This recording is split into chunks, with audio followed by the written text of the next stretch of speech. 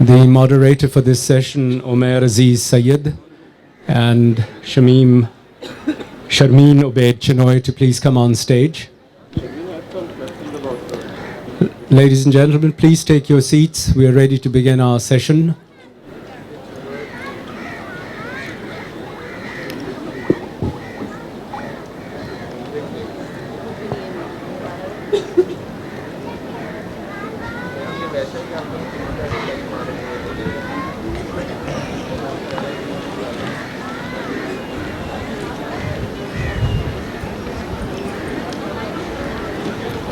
Ladies and gentlemen, please take your seats, and can we have housekeeping announcement? Please switch your cell phones to silent, and there will be a 10-minute question and answer at the end. So please raise your hands and please ask questions, no statements. I'd like to introduce our moderator for this session, Omer Aziz Sayed. He's a political analyst with an interest in Pakistani politics and national security affairs. Over to you, Omer. Thank you. Assalamu alaikum, everybody. We are in conversation with famous filmmaker and journalist Sharmeen Obaid Chinoy. Sharmeen, welcome to Karachi Literature Festival. Thank you. I don't want to give a detailed introduction. I think we're all familiar with Sharmeen, but just briefly, Sharmeen is Academy Award-winning documentary filmmaker and journalist. I think that part somehow gets omitted from biographies. And she's recently completed a film, Song of Lahore, and another one, A Journey of 1,000 Miles, which is about women peacekeepers, which was premiered at the Tribeca Film Festival and Toronto International Film Festival. Over the past 15 years, she's made over a dozen movies, including the Academy Award-winning Saving Face, and the most recently release is, which is about to be released, is A Girl in the River, The Price of Forgiveness, which is about honor killings, and that's going to be one of the subjects of our discussion. So over to you, Sharmeen. I hope you're going to have a few clips and some intro to your future work, as well as some of the works you've done in the past, and we'd like to talk about these. First of all, Sharmeen, you were the first Academy Award winner in Pakistan. So is that something that you were like really aspiring to? Is that why you became a documentary filmmaker, or is that some kind of a surprise that popped out of nowhere? How did that happen? I became a documentary filmmaker when I was 21 years old. It was a long time ago. And I was a print journalist. For those of you who live in Karachi, you may have seen my bylines. I started writing for the Dawn newspaper and the News newspaper when I was as young as 14 years old. In fact, when I was 17, I became quite infamous because I did, at that time, what was known as the Tuesday Review. For those of you who are old enough to remember the Tuesday Review, that I did a cover story about children of wealthy landlords that had access to weapons and would often go around doing extreme forms of bullying, which was that they would pick up young men, shave their hair, or if there was a party going on, they would storm the party and really try to show their might. And I remember I had written that article for the Dawn, and it was the morning of Bakra Eid, and my father was going off to say his prayers, and he had come back very soon afterwards, and I could hear his voice kind of echoing through the house, and he was calling out my name. And what had happened was that the young men that I had written about wanted to shame me and my family, and they spray painted my name with profanities across many neighborhoods around my house, on my gate, in and around. And you know, the kind of environment we come from, it could have easily, my father could have said that day that I don't want you to do this type of work. But something he said to me that day has stayed with me. He said, if you speak the truth, I will stand with you, and so will the world. And this is something that I have really taken from the work that I have done. Because, you know, for a young woman, a father and his support is very, very important. So from there, that's when I guess I really started talking about difficult issues, and never thought about an Academy Award coming from Pakistan. But I have to say that it has really helped amplify the voices of all of those people whose films I make. their message and what they're going through. People really respond to it, whether it's the government, whether it's policymakers, but those type of films are affecting some sort of change. Absolutely. Especially recently, I think the latest movie you've made about honor killing, as soon as it got selected for or nominated for the Oscar, I believe the Prime Minister gave a statement that he wants to take action on honor killings. I mean, that's a huge thing. Is that like a part of like being an activist as well as a filmmaker, or is that just... You know, sometimes you put out something and the world appreciates it and it inspires the Prime Minister to do something. So we're hoping that this has inspired the Prime Minister to actually work on honor killings. He has announced that he's going to do the first screening of the film at the Prime Minister House, and in fact, they will be making that announcement very soon. And you know, wow, congratulations. Congratulate me when the law passes, because what I want to do is I want to show you it's basically the trailer of the film that's been nominated. Can we play that, please? Yeah.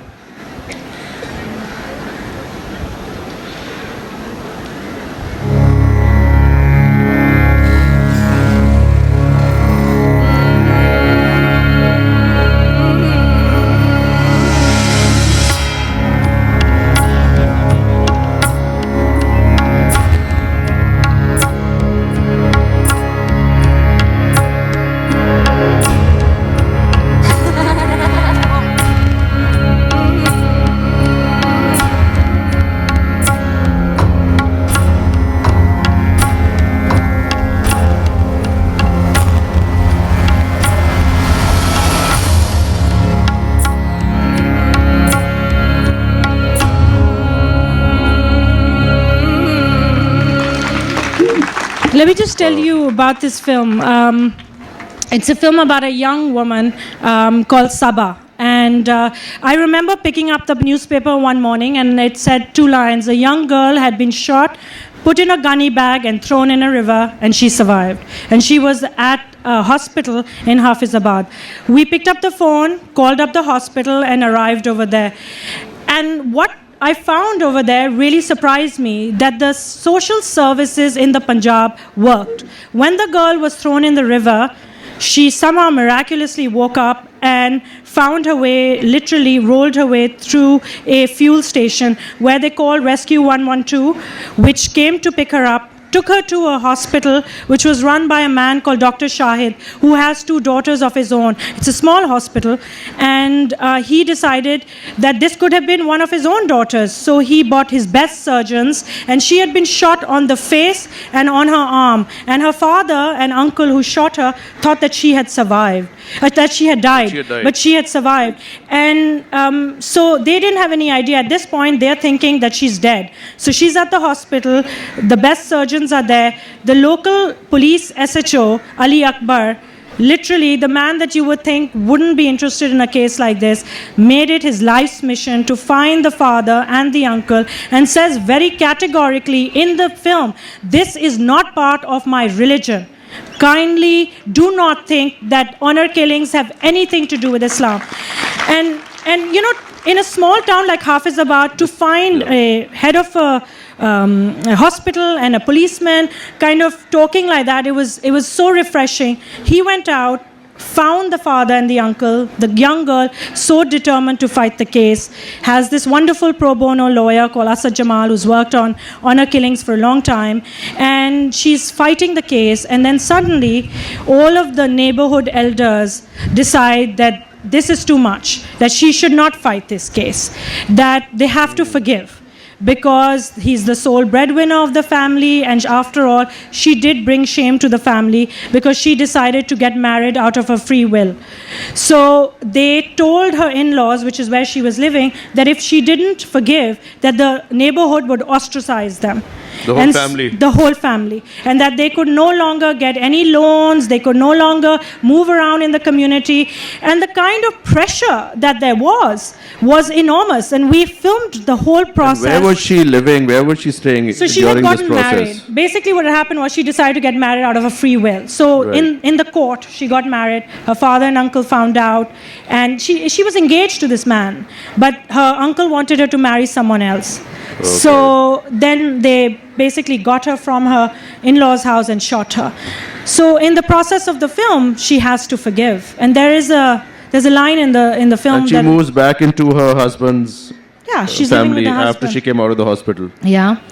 And there's a line in the film, at the end of the film, she tells me कि मैंने society के लिए अपने बड़ों के लिए अपने बाप को माफ़ी दे दी मगर मेरे दिल में उसको कभी नहीं माफ़ी नहीं मिलेगी.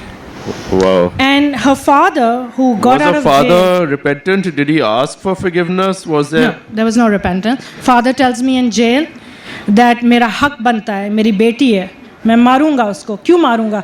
किसने कहा था कि वो शादी करे मेरे पूछे बगैर? And There's a Yeah. quotation very interesting, which I read in the New York Times, in which her father says that she took away our honor. Maqsood said from his jail cell, if you put one drop of piss in a gallon of milk, the whole thing gets destroyed. That's what she has done. So I said, no, I will kill you myself. Is it the father actually say this Yes. directly to you? Yes, so we filmed him in jail where he said कि मैं पूरी जिंदगी jail में जाने को तैयार हूँ. But the thing is, उसको पता था कि वो जेल ही नहीं जाएगा because the way the law is structured, if a father kills the daughter, the wife can forgive him. If the brother kills the sister, the parents can forgive. So law is so warped that Right. of course he knew that he's going to walk.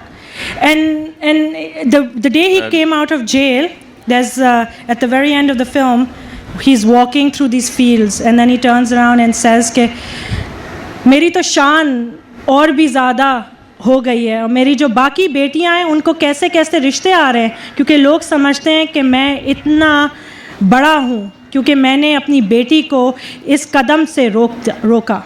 And so this is what's happening. It's because we don't make examples of people that you can go into entire towns and villages and hear people, उसने अपनी बहन को मारा, बेटी को मारा, कोई jail ही नहीं गया.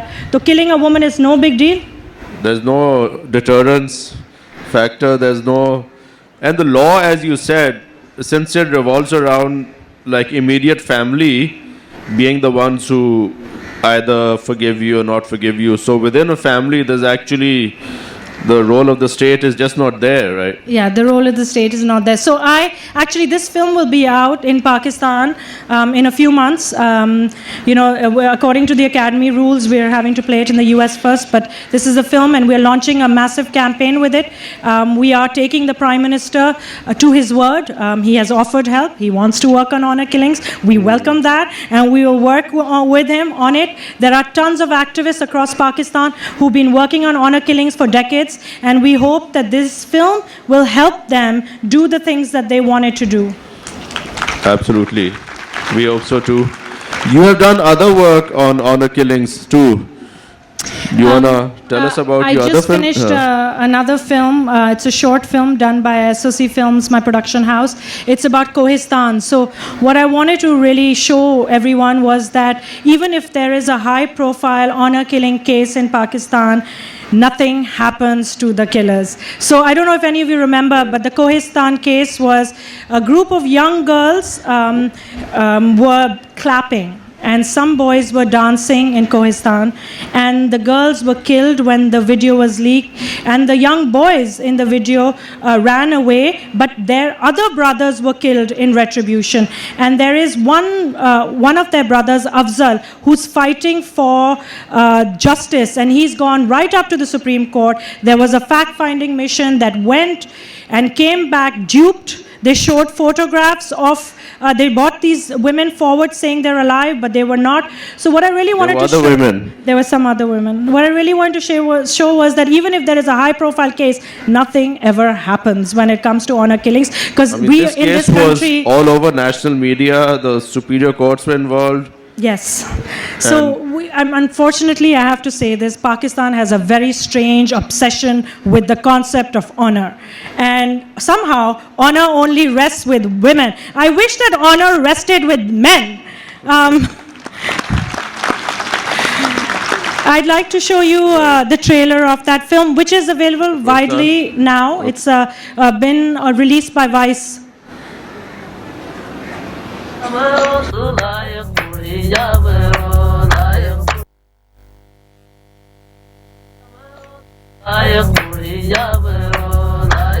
उन्होंने सिर्फ तालियां इस तरह तालियां बजाई थी और लड़के ने अपना डांस की थी, कोई बड़ी बात ऐसी नहीं थी। या कहीं बाहर जाएं या कोई इन्हें देखे या कोई उनकी बात करे, ये चीज़ वो बर्दाश्त नहीं करते। उनके ख़ानदान वाले तो कत्ल करने की कोशिश कर रहे थे, बचाने की कोशिश ही नहीं कर रहे थे। तो हकीकत में ये बात नहीं है, इस तरह का केस नहीं होते। 4 गवाह रखे लोगों ने कत्ल कर, हमारे पूरे इलाके में ये बात अभी तक पता। अच्छा, आपने कहा था कि फैक्ट फाइंडिंग मिशन भी जो गया था, उनकी जो फाइंडिंग्स थी, फर्क कर सकती है माफी का बनावट। Did you not insist that you should bring this girl back? I think retrospectively now we feel it was the biggest mistake. We would have saved so many lives.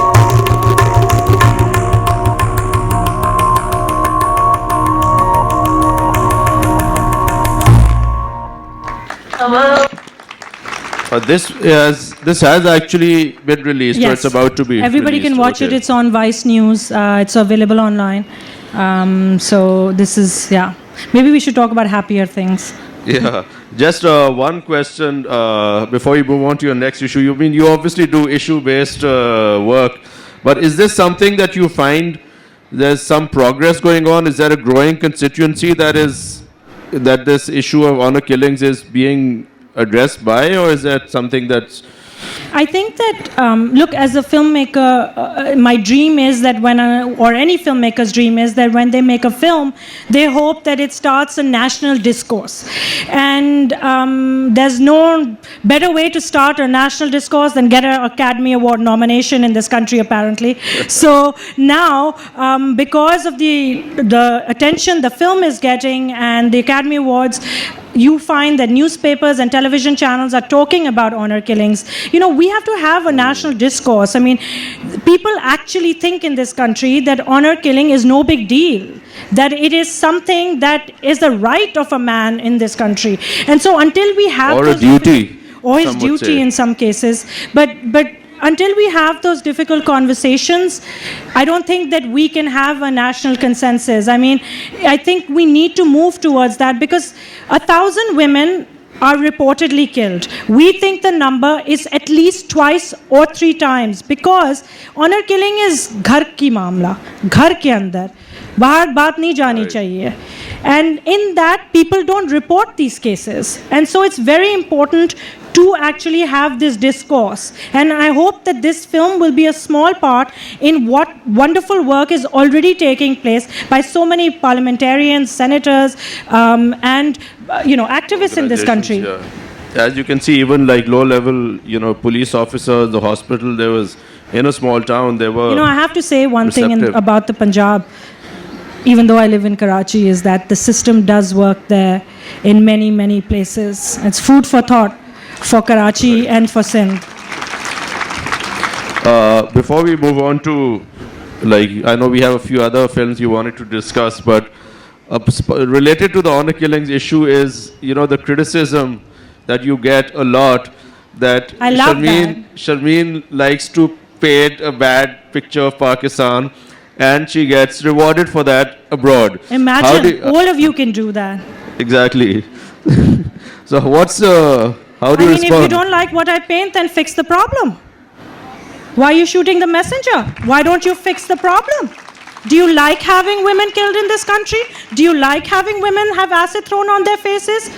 Do you like having young girls raped? Well, then if you don't, fix the issue. Don't shoot the messenger. I think that's your background in journalism and reporting. look, that comes it's, out. look, it's as simple as that. I make a lot of films, okay? I make films in Bangladesh. I make films about music in Pakistan. I've just finished a series on heroes that are confronting terrorism in the country. I make many films. It's very easy for people to say, Sharmeen only makes films that project Pakistan in a negative light. That's the only criticism that you can come up with, that Sharmeen makes negative films? I mean, come on. You got to do better than that. Absolutely. And we will move on to a few other things which Sharmeen has been doing. So, what's the next movie you want to show us, Sharmeen? So let's talk about Song of Lahore. It's a film that is a film that's dear to my heart because my grandfather was a very big ghazals enthusiast, and I grew up looking at these black and white grainy images of him watching on PTV Pakistan's classical musicians, and somehow by the time I grew up a lot of that was lost. And so I wanted to document some of our great instrumental musicians in Pakistan that used to be part of Lollywood's big orchestras in the 50s and in the 60s and even the 70s, but sort of have died. You don't hear of the next bansuri player or the next big tabla player. Who are these people? What were their stories? So Song of Lahore is that journey. So I'm going to show you two clips back to back. The first clip is of Salim. He was one of the greatest violinists in Pakistan. He is the last great violinist left in Pakistan. And the second clip is a clip about this ensemble when they go to America and what happens. Great. Let's see it. Another bad face of Pakistan. Parke Gaza. 1, 2, 3, 4.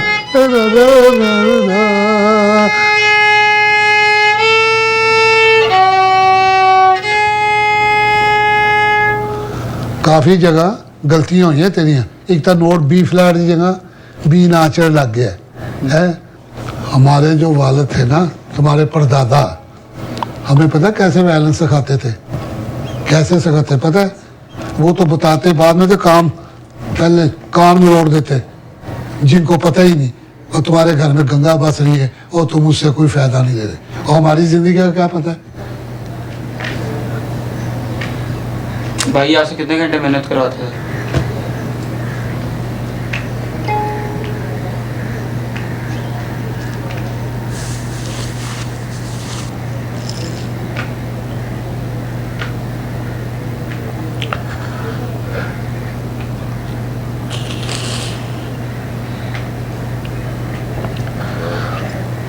कि हम तो बीमार आदमी हैं पता नहीं हम कब चले जाए पीछे से तुम्हें कौन बताएगा कौन बताएगा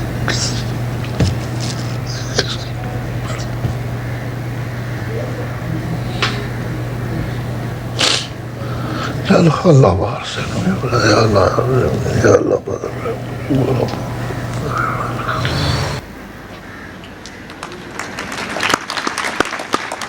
Excellent. So, we're gonna play another you want one. to see the other one first? Okay.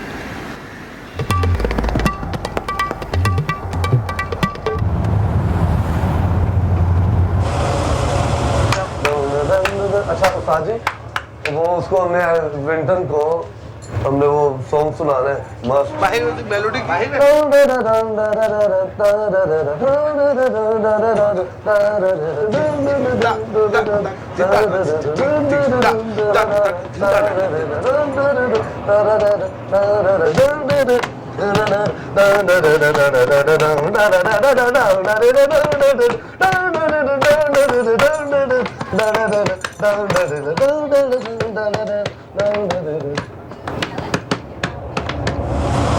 Attention please, we are now approaching a dockside landing. If you are seated, please remain in your seats.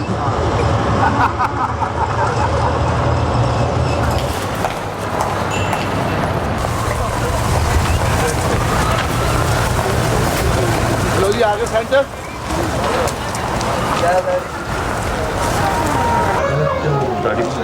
फट जाएगी बड़ा प्रयास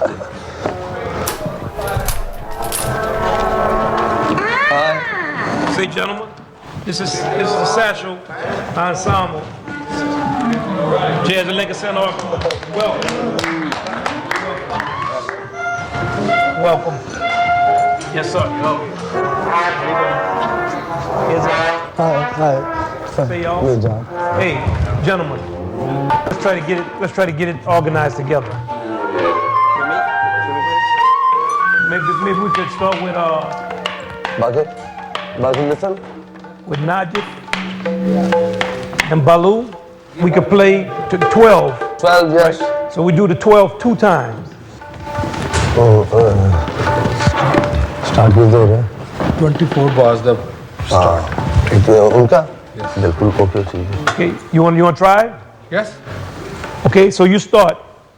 We have to start. You start. Just listen to it. I need Balu. I need them to set the groove up. बोलो ठेके ना शुरू करना. इसका टोटल चेंज ऑर्डर ठीक है. इसको सुन के साथ आ बिल्कुल. एक बारी चला लो घबराने की कोई गल नहीं. उल्टा सीधा आएगा ठीक हो जाएगा. Start of the top. Okay. 1 2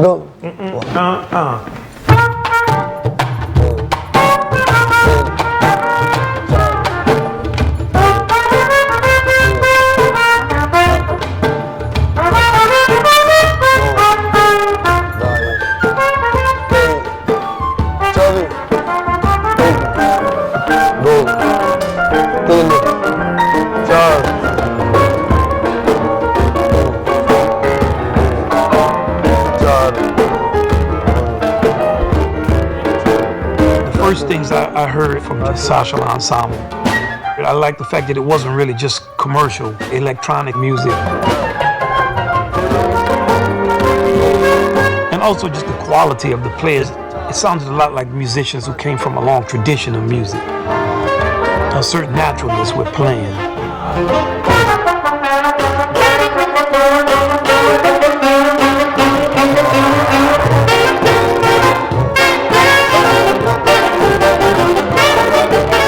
Jazz is a music that is always open to different things because it came from a group of people who are always being persecuted. One of the objectives in our music is certainly to extend ourselves to our fellow man. Let's say yeah. And that yeah is very powerful in the music. The musician will say yeah. If you can play it, say yeah.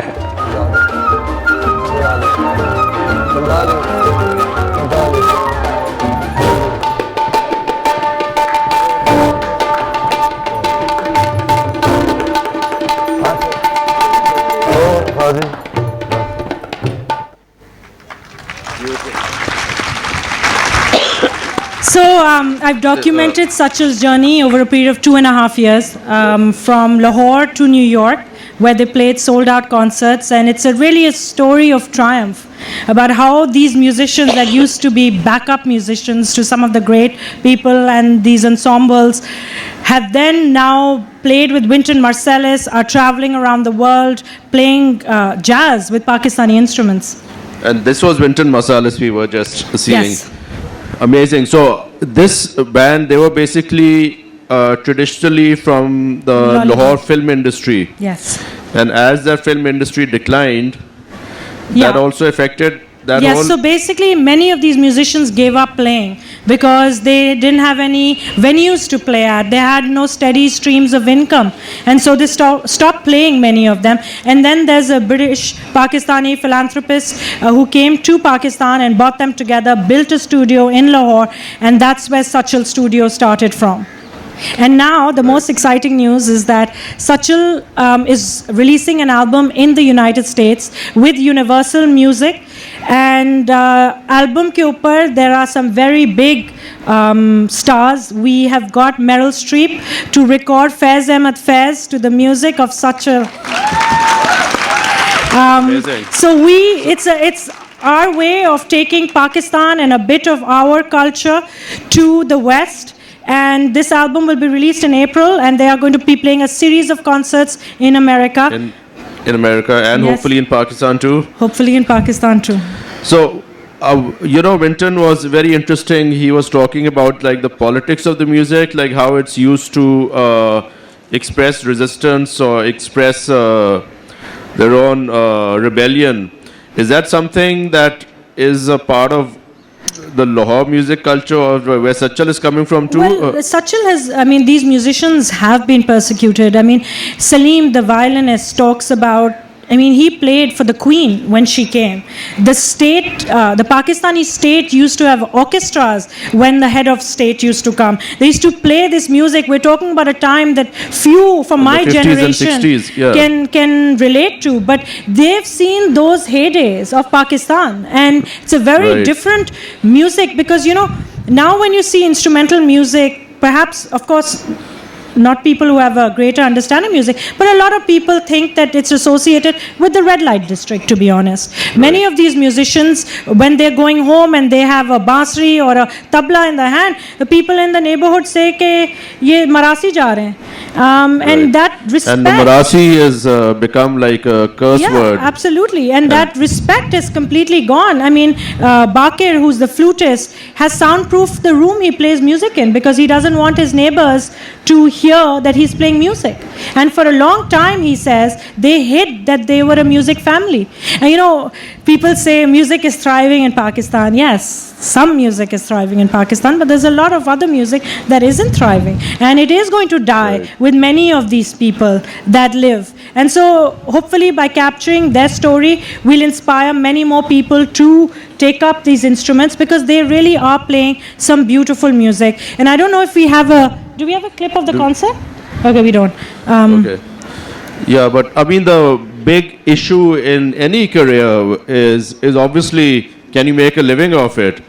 And I think that's... Well, now the Sachal musicians can because they're getting offers to play and they are recording this album. But, you know, it takes a lot for that to happen. And I think that I encourage all of you to go up and look at the music and see what they are. Song of Lahore will be released in cinemas in Pakistan in April or May. We're just working out the distribution date. So it'll be a week-long release so all of you can watch the film. Wonderful. What was the experience like working with completely different musicians? No, for these guys. Different country, different language, different cultural background. Firstly, were they able to gel it was a huge shock for me to work with musicians because उनकी सुबह 4 बजे होती है दोपहर के and मेरी सुबह बहुत सुबह होती है. So it was a very big adaptation for me to work with these musicians. I mean, one of the greatest things about these musicians are they don't read music the way the Western musicians read music. So when they arrived in America, they had all of these sheets prepared in their own music and they showed it to Winton and he said, ye kya cheez hai? Like he didn't understand it. And so they count music on the beat. And Winton's ensemble reads music and plays. So they only had 3 days of rehearsal, and then they had to play 2 days of concert, and it was at the Jazz and Lincoln Center. Yeah. So for those 3 days, it was filled with tension because they didn't know how to adapt. But honestly, I mean, many of us were holding our breath whether at the concert it was going to work or not. But it did. I mean, the concert started and it was the most beautiful concert and it played and they just fused together. It was brilliant. It just all came together. Yes, it did. What was the and that's the beauty of being a master. It doesn't matter if you can't read music. You know music. It's in your blood. It was on your father's blood. Because the thing about these musicians is that it's in the lineage. इनके दादा बजाते थे, इनके चाचा बजाते थे, बाप बजाते थे, तो ये बजाते हैं. It's not something that they went to school to learn. ये इन्होंने घर में सीखा है. Right. So the jazz musicians and these guys, they were actually ended up communicating. They were speaking the same language. They were speaking in Punjabi and they were speaking in English, and it was brilliant. It just worked. And they were communicating successfully. And they communicate successfully. Exactly. It was the playing the language of music. So wonderful. I think this is one of the most inspiring stories I've come across in Pakistan after a long time, and I hope this band, goes on to not just release this music but becomes a successful band. So that's where they're going to create an example for other people to follow. We also have a few more films you want to show? Should we move So on I've been to? working in Bangladesh. You know, I have a strong affinity to Bangladesh. My father was from, well, he grew up in East Pakistan. So I grew up listening to the stories of Chittagong and Khulna and all these places. So when I had the opportunity to travel to Bangladesh to make a film, I was very excited. I made a film about the Bangladeshi women in the police force. The film premiered at the Toronto Film Festival recently, and it's such a kick-ass film about Muslim women because it's about Muslim women who take off to serve their country and leave the men behind to take care of the children. Such a beautiful story. So you have 160 women in Bangladesh who go off to serve in Haiti as peacekeeping unit. And This is a part of the Bangladesh army. no, Bangladeshi police women that serve as peacekeepers in the UN police force. And the beauty is that their husbands are happily taking care of the kids. I'd spent so much time with the women in Haiti and with the men in Bangladesh, and they were caregivers, and they felt proud that their women had gone off, and it was just this wonderful utopic world that I didn't expect. So I'm going to play it's a clip from the beginning of the film when the women are training to go. It's called A Journey of 1,000 Miles. Yeah. Let's see it.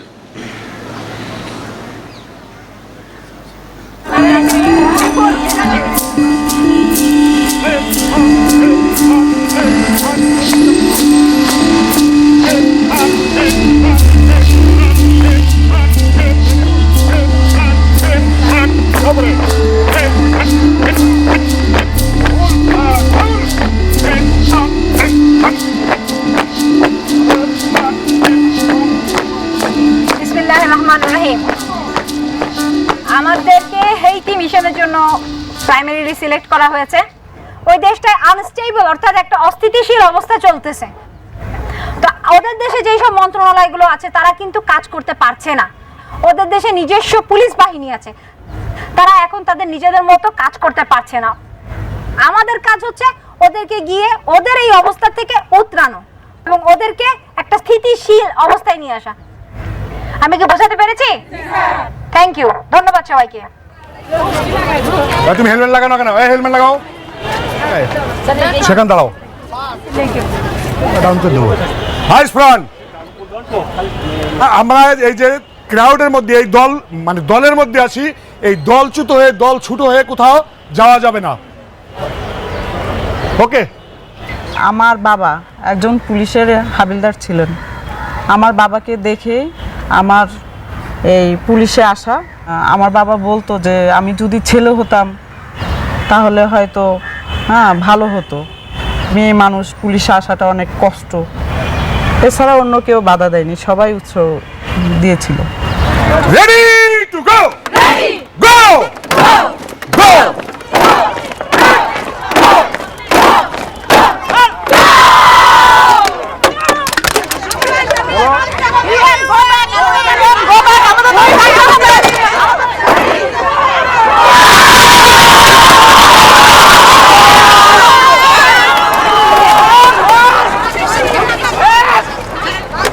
তারপরে আমি চাকরিতে আসার 3-4 বছরের মধ্যে আমার বাবা মারা গেলেন। ডিউটি করতে গিয়ে ডাকাতদের সাথে গোলাগুলিতে মারা গেছেন। আমার বাবা মারা যাওয়ার পরে আমার এই ফ্যামিলিটাকে আমি দেখে রাখা লাগছে, মানে আমার ছোট ছোট ভাই বোনগুলোকে আমি মানুষ করেছি। Wow, fascinating. So how did you discover Well, the story? the Bangladeshi women formed the world's first all-women, all-Muslim peacekeeping unit. So I wanted to document that because I wanted to show Muslim women in a completely different light than what we are used to seeing. And I wanted to show that they are capable and we are capable of doing so much more than what is stereotypically assigned to us. Absolutely. And this was this the first time, like, a first step for Bangladesh, or is it No, they've common, been doing this for the past 3 years. They are Bangladeshi women in the Congo and in the Haiti, and the whole unit is run by women. The drivers are women, the people who put up the tent are women, the cooks are women, the women who they hand out ammunition. The whole thing is run by women. It's like being in a feminist colony. It's actually quite fascinating. And these women are just, I mean, of course, you know, it takes a lot to go away and leave your 3-year-old and your 5-year-old and go halfway across the world. They're not allowed to come back. They have to go for 1 year and they cannot come back in the middle. So the most poignant scene for me was being at the police academy on the day the women were leaving. There were these big buses that had come and they were filled with, the women were lining up, and it was the men holding the children in their hands with the tears coming down their eyes, waving goodbye. And I don't think I've ever seen that anyway. It's like, men, you know, women see men go off. Right. It's very rare for men to see women go off. And even in that moment, it crystallized how important and what these women were doing. Because when they come back, they inspire so many young women in their villages and towns to join the police force.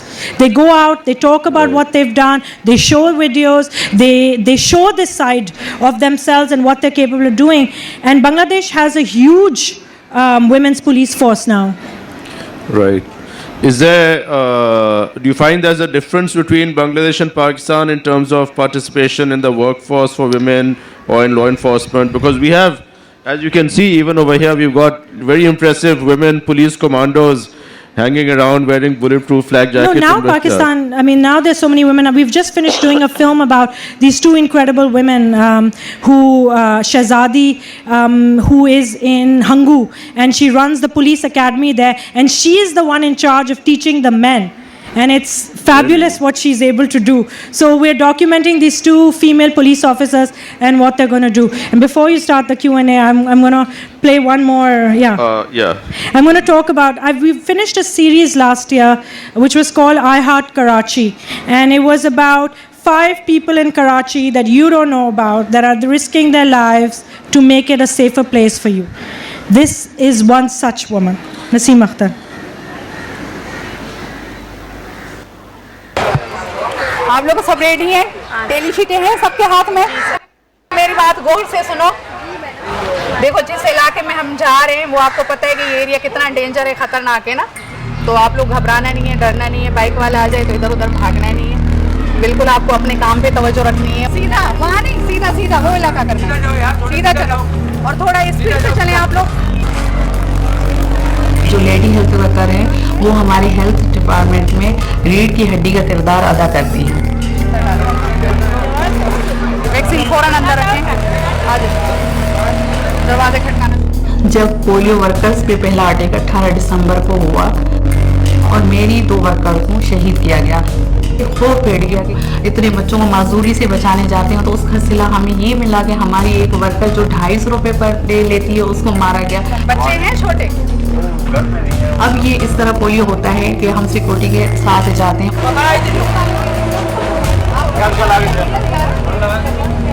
इतनी पतली गलियां होती हैं कि अगर मैं उसमें से अंदर चली जाऊं, वापसी का रास्ता कहाँ से, ये गलियां कहाँ खत्म होंगी। तो मेरी नज़र आगे तक होती है कि वहाँ से कोई बाइक तो अंदर नहीं आई या कोई मशकूक तो नहीं है। ये आगे की तरफ है पुलिस वाले। बिल्कुल ओपनली मुझे थ्रेड मिले। एक जेंट साहब, आप तो इतनी सिक्योरिटी लेकर आ रही हो तो इससे क्या होगा, हम तो खुद कदम आगे करते हैं। उससे भी लॉक आ रहे हैं ना, पिछले वाली डेट से लॉक है। लोगों के रवैयों में चेंज आएगा। लेकर आए वो रह जाएगी ना बच्ची। कहीं ऐसा नहीं कि ये तो पोलियो के कतरे पिलाकर अपने इलाकों में वापस चले जाएंगे, कहीं हमारे ऊपर भी अटैक ना हो। आपके माइंड में क्या है, मतलब तो आप क्लियर करेंगे ना कि आप क्यों नहीं पिलाते। अच्छा, मजहबी मतलब वो मोले तो आपने देखा। ये 0 डोज वाले हैं, इन्होंने कभी नहीं पिलाया बच्चों को। हाँ, हम 15 साल पोलियो में पीछे चले गए। इतने खूबसूरत बच्चे जो वजीरस्तान, अफगानिस्तान, सवाल से आए होते हैं, कंची आंखों वाले देखकर हमारा खौफ खत्म हो जाता है। हम बोलते हैं इस बच्चे को मैं माजूरी से बचा रही हूँ, अगर इस पे मेरी जान चले भी गई तो कोई बात नहीं। साए में पिलाया इसको। 5 साल से छोटे बच्चे कितने हैं आपके घर में? तो हम ये उन पैसों के लिए 250 रुपए के लिए नहीं पिला रहे हैं। हमने इसको अपना एक मिशन बना लिया है कि पाकिस्तान को पोलियो फ्री करेंगे और इन बच्चों को इस माजूरी से बचाएंगे। आप लोग सब रेडी हैं? Daily sheet These are the women who risk their lives for 250 rupees a day to administer polio drops. And there have been a huge number of cases which, Let me just which have tell been you attacked. that Naseem Akhtar was killed a few months ago. She was actually killed by her husband. And she has 3 children, 2 boys and a girl. He killed her because he thought she was getting too free, too empowered. And he didn't like her because she had risen through the ranks and become the head of the program in that area. And so even when we think that danger lies somewhere else, it could lie right within your home. Wow. So she survived all those trips to dangerous neighborhoods doing the polio, but was killed in her own home. Yes. And it was very difficult for the children because their father was then sent to jail. And they had a lot of pressure to have the father released from jail because they didn't have a parent. Mother was killed, the father was in jail. And that's the reality of many families, many neighborhoods, many stories in this country. And, we managed to set up an educational trust for the 3 children. And 2 of the kids are going through college and 1 is going through school. And they'll be able to complete their education based on that trust. Amazing. And this happened recently, 6 months ago. 6 months ago, wow. Yeah. So, Naseema was actually killed. About 10 months ago. Yeah. It must have been, you must have gone to know her quite well while you filming I this. loved the spirit. Right. I loved her spirit. Her spirit was very Karachi. It was very like, hona hai, hoga, hum to jayenge, hum to karenge. And she would inspire these women to go out with her. And when you walk those streets, when you walk those narrow lanes, I kid you not, I was walking with her. You don't know if you will get attacked. And you don't know from where you'll get attacked. From up, down, right, left. You can have as much security as possible, but there's no security that can keep you safe in those neighborhoods. And those women go into those neighborhoods many times a month. Because there are people who stop, don't want to give polio drops, they go back to try and convince them, then back to try and convince them. So they can be targets anytime. Fascinating. So that's the reality. And on this sad note, I would like to open the house to questions. We have, I think, a little over 10 minutes left, so we can have a few questions before we round up.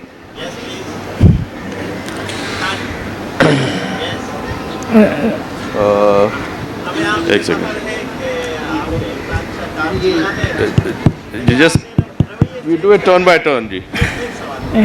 Can we go to the gentleman to my right? हाँ, आपका बहुत शुक्रिया. हमें आप पे नाज है, बल्कि पूरे पाकिस्तान को आप पे नाज है कि आपने जो काम किया है वो बहुत अच्छा है. Thank you. एक आपने जो है कहा कि रवैये चेंज नहीं होते, ये पोलियो उसमें था, तो हमारे रवैये तो ऐसे ही है ना कि APS का वाक़या हुआ तो पूरा पाकिस्तान चीख उठा. बादशाह खान यूनिवर्सिटी पे वाक़या हुआ तो हमारे रवैये चेंज है. ये फ़र्क क्यों है? बहुत आपके मीडिया, क्या आप उस पर डॉक्यूमेंट्री बनाएंगे? बादशाह खान यूनिवर्सिटी के उसके डॉक्यूमेंट्री बनाएंगे, APS पे तो बहुत सारे लोगों ने कि. एक सवाल तो ये है. दूसरा सवाल मेरा ये है कि आपने कहा ये जो जितने ये तो चंद वडेरे होंगे जो इन बच्चियों को मारते होंगे, लेकिन मिडिल क्लास के वो कितने अब्बू हैं, आपको कितने पता है जिसकी बच्ची ने इस तरह का कदम उठाया और उन्होंने खुद को शूट किया है? उसको कौन जो है ना कवर करेगा? सो एजुकेट करने की ज़रूरत है सारी चीज़ें. हम तस्वीर का एक रुख तो दिखा रहे हैं, लेकिन दूसरा रुख नहीं दिखा रहा है कि गैरत के नाम पे वो अपने आप को शूट कर रहा है. तो वो भी तो एक जो है ना एजुकेट करने एक. और तीसरा सवाल ये है कि हमारे जितने घर हैं वो तमाम नंद, बहू और सास की वजह से टार्चर हो रहे हैं, क्या उनको एजुकेट करने की जरूरत है या नहीं है? ये 3 सवाल हैं। Thank you. So please अच्छा, very quickly मैं just कहूँगी, request people to have one question each and just stick to मैं ये questions rather कहूँगी than comments. कि हम एक फिल्म बना रहे हैं जो आएगी, हम स्पेसिफिकली उन पे नहीं, ना APS ना बच्चा खान, मगर हम एक बच्चे की ज़िंदगी दिखा रहे हैं जो टारगेट हुआ था जस्ट बिकॉज वो स्कूल गई थी। क्योंकि आई थिंक एक बच्चा हो, कहीं से भी हो, सिंध से हो, पंजाब से, बलूचिस्तान, KPK से, बच्चा जो टारगेट होता है स्कूल में, हर माँ हर बाप का वो इफ़ेक्ट होता है। सो पोलिटिसाइज करने के बजाय मैं ज़्यादा चाहूँगी कि मैं उस बच्चे की ज़िंदगी दिखाऊं जो रोज़ उस स्कूल जाता है, वो उसी स्कूल में जहाँ वो अटैक हुआ था। तो वो उस पर एक मुख्तसर से फिल्म हमने अभी बनाई है जो अगले साल आएगी। एंड आई थिंक कि जो नंबर्स आप बात कर रहे हैं, जो वाले बाप अपने आप को शूट करते हैं, एक्चुअली आप गलत कह रहे हैं कि वडेरे सिर्फ अपनी बेटियों को शूट करते हैं। सबा का वालिद कोई वडेरा नहीं है, वो एक बहुत छोटे से इलाके में, गुजरांवाला से बाहर रहता है। गैरत जो है वो बहुत सारे ऐसे इलाकों में जहाँ आप समझते नहीं होती वहाँ होती है। और वहाँ सिर्फ ये वडेरों का इशू नहीं है, ये बहुत सारे बहुत बड़े बड़े ख़ानदानों में भी कत्ल होते हैं जहाँ इज़्ज़त की बात आ जाती है। तो आई थिंक कि अगर हम कहेंगे सिर्फ वडेरों का तो हम इस इशू को बहुत छोटा बना देंगे। ये इशू एक्चुअली बहुत बड़ा है और बहुत सारे पाकिस्तान के बहुत सारे ऐसे शहर हैं, इलाकों में जहाँ हो रहा है। Thank you. Can we have the lady in the green? Can we have the mic over here, please? Then give it to the woman behind. Then give it to the guy. अस्सलाम वालेकुम, मेरा नाम फातिमा है। यहाँ पे मेरे साथ घर में एक ज़ाती मामला हुआ था जिस पे हमने जो मुहाफ़िज़ होते हैं पुलिस वाले उनसे कंसल्ट किया था। तो उन्होंने बड़े मीठे तरीके से समझाया था कि भाई घर का मामला है, आप ज़रा छोड़ दें। तो मैं ये कह रही थी जो हम जैसे ही लोगों ने इज़्ज़त का ठेका लिया हुआ है ना, हम ख़वातीन ने, हम घर वालों ने, तो ये बेसिक से स्टार्ट होता है। ये एंटी ऑनर किलिंग जो भी बिल आया है, शादी वाली बात जो थी उस लड़की की, लेकिन ये बहुत बेसिक से होते हैं प्रॉब्लम। दुपट्टा सर पे आपने सही से नहीं लिया, ये नहीं किया, वो नहीं किया, तो ये आपको इज़्ज़त का ठेका दे देते हैं। जब वो आगे जाता है तो फिर बड़े मसाइल होते हैं। तो इन चीज़ों की भी अवेयरनेस जो है वो आनी चाहिए। मैं बस इतना शेयर करना चाह रही थी। Thank you. Thank you.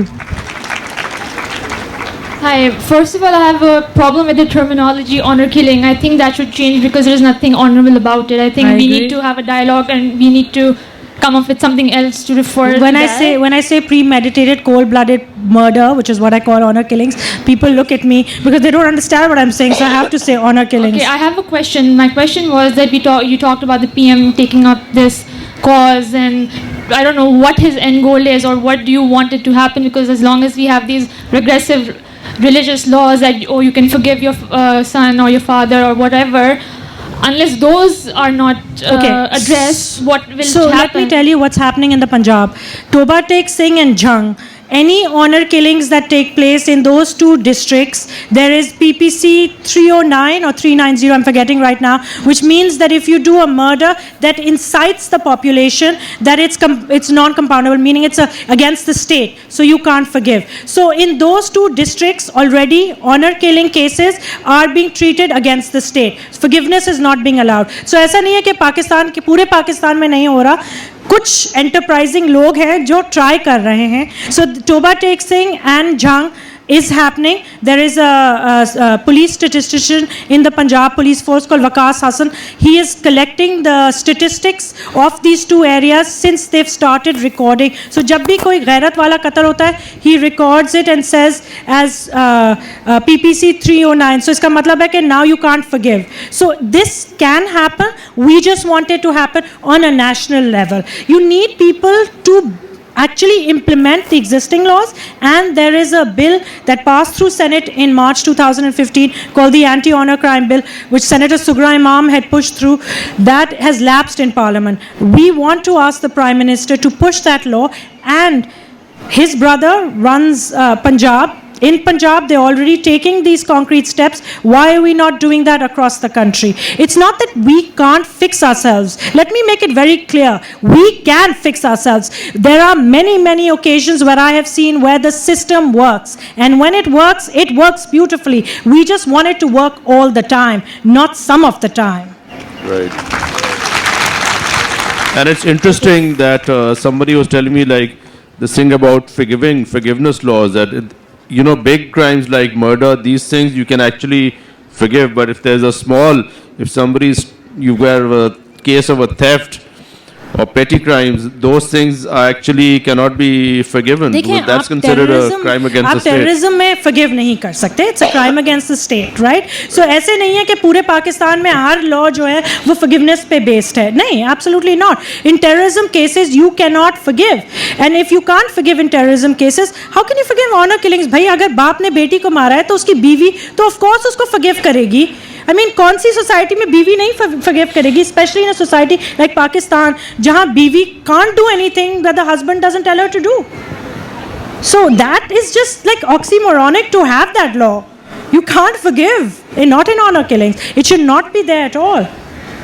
Okay.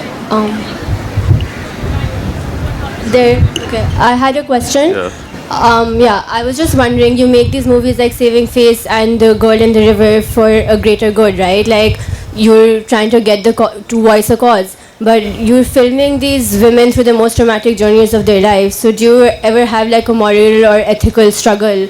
Because, it's like cashing in on someone's miseries to voice a cause or a concern. These women come readily in the films. They know what the risks are. We spend a lot of time working with them for them to understand what the situation is. Many of the films that are made around the world, not just here, but in Syria with women who were being trafficked, whether it's in South Africa, wherever I've made films, anybody that chooses to come in a film understands the risks that come in a film. Just like a filmmaker, when he or she makes a film and they risk their own life to tell their story, they know what the dangers involved are. And many of the women and many of the men that have appeared in my film have had very happy outcomes that have come with it. I did a film in Syria where the women who were being trafficked got asylum in Canada. The film I did in Saving Face, Zakia, the woman, had a house donated for her. Ruxana had a house donated to her.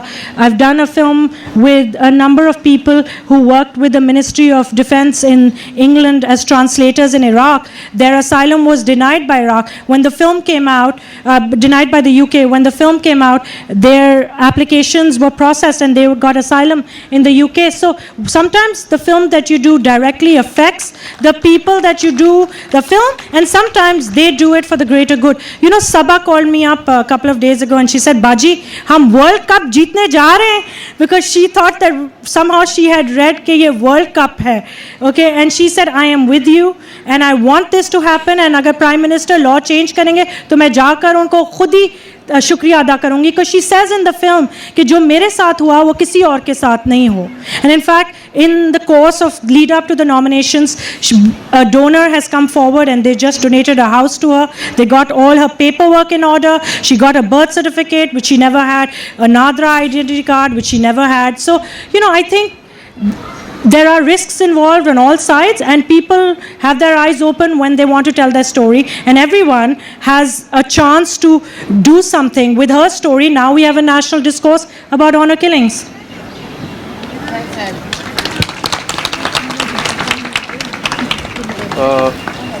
Can we have the mic this side? We haven't been there. I think what you have done in your two films is fabulous, and all of us should simply be proud of what you're doing, because at the end of the day, a lot of people are still criticizing you for showing the negative side of Pakistan, and I think that's one of the reasons why we have these issues in the first place. This sweeping of issues under the rug, this, closing eyes to whatever's happening. I think it's about time that we broke our silence. It's about time that we face these issues head on, and I think you've done a great job. Thank you. Making films on these issues. And I hope you win the Oscar again. Well, I encourage all of you to wake up February 29th, early in the morning, tune on the Oscars, because maybe if we win the Academy Award, maybe, just maybe, this law will actually get passed. Maybe. Is that one of the inspirations? Is that one of the motivating factors for this movie? This is what I've told everyone. I have an Oscar. It's a beautiful statue. I love it. but I really want this law to get passed because honestly, I made a promise to Sabha and I told her that I will do my utmost best to try and make sure that this law of forgiveness does not exist anymore. And I want to carry on and I want this law to get passed because you know what? To be honest, हम सब यहाँ हैं, it's a luck of a draw. हम सब वहाँ भी हो सकते थे. हमारी किस्मत अच्छी है. ये कभी ना भूलिएगा.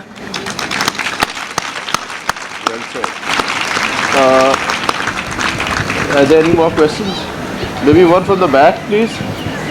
Gentleman in the black sweater. Anybody over here? Assalamu alaikum. I am Azhar Shan. I am a young filmmaker.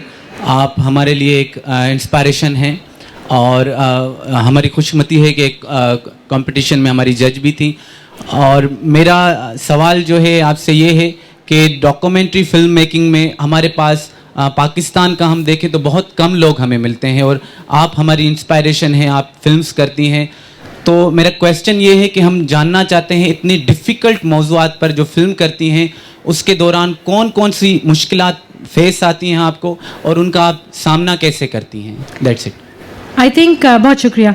I think कि सबसे ज़्यादा जो मुश्किल पेश आती है वो कि हम जब फिल्म बनाते हैं तो वो हम फिल्म बना के उस जो रियलिटी है उससे हम जा सकते हैं, वो हमारी रियलिटी नहीं है.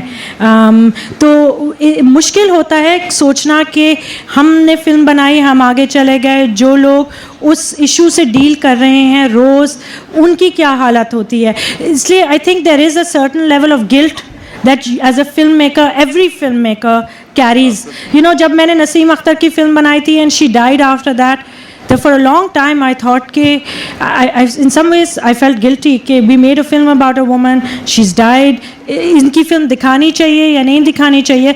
But I found inspiration कि she was so full of life in her own life कि उनकी फिल्म दिखानी चाहिए थी. तो as a filmmaker I think कभी कभी तो जहन जब आप डिफरेंट इन्वायरमेंट्स में लोगों के जहन देखते हैं, वो मुश्किल, उनकी सोच देखते हैं तो मुश्किल होता है. जब मैं सबा के फादर से मिली थी और उन्होंने कहा था कि मेरा हक बनता है इसको मारना, तो आई विश के सलाखें नहीं थी बीच में, मैं कुछ उनको ज़्यादा कह देती. बट इसलिए समटाइम्स आपको बहुत गुस्सा आता है बिकॉज आप भी उस मुल्क में पले बड़े हुए हैं जहाँ वो पले बड़े हुए हैं, मगर आपकी थिंकिंग एंड आपकी रियलिटी बहुत डिफरेंट होती है बनस्बत उनके. सो समटाइम्स पहले तो मैं सोचती थी कि दे आर टू ब्लेम, मगर फिर मैं सोचने लगी भाई जिस बंदे ने कभी लाइट ही नहीं देखी, जो पूरी ज़िंदगी अंधेरे में रहा है, उसको रोशनी का क्या पता.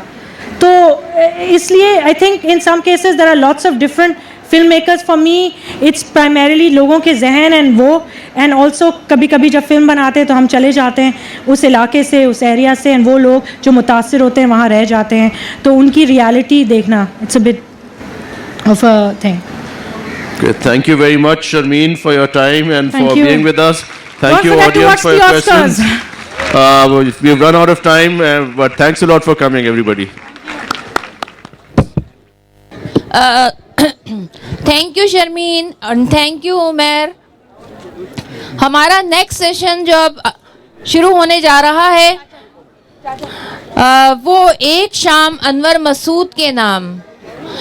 जो लोग इस सेशन को देखना चाहते हैं उनसे मेरी दरख्वास्त है कि वो सीटों पर तशरीफ़ रखिए.